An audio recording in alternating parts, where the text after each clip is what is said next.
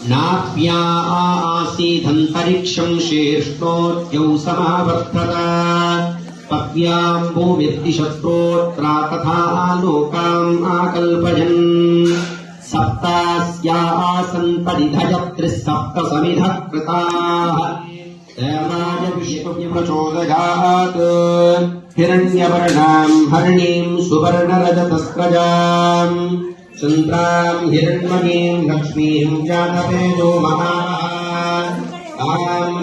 महाजातवेदो लक्ष्मीमनवगामिनीम् यस्याम् हिरण्यम् विन्देयम् कामश्वम् पुरुषानहम् अश्वपूर्वाम् रथमद्याम् हस्तिनादप्रबोधिनीम् श्रियम् देवीमुपक्वजेष्येर्मा देवीर्जुषताम् ताम् सोऽस्मिताम् हिरण्यप्राकारामात्मान् ज्वलन्तीम् तृप्तान् तर्पयन्तीम्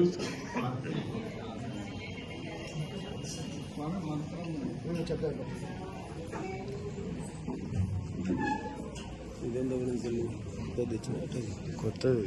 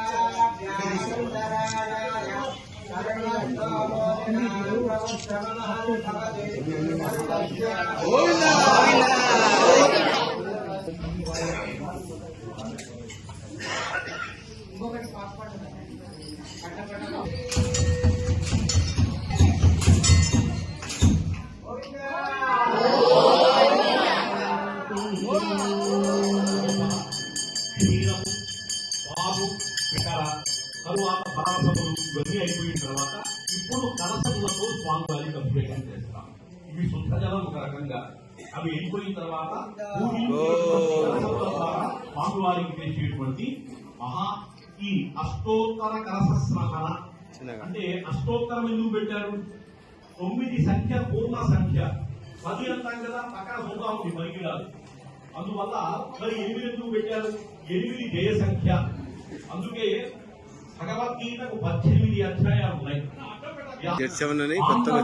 సంఖ్యతో చేయాలి, అందుకు జయ సంఖ్యతో చేయాలి. ఈ సంఖ్య పదక్షరం వరకు కొన్ని 3 సంఖ్యలు చేయాలి.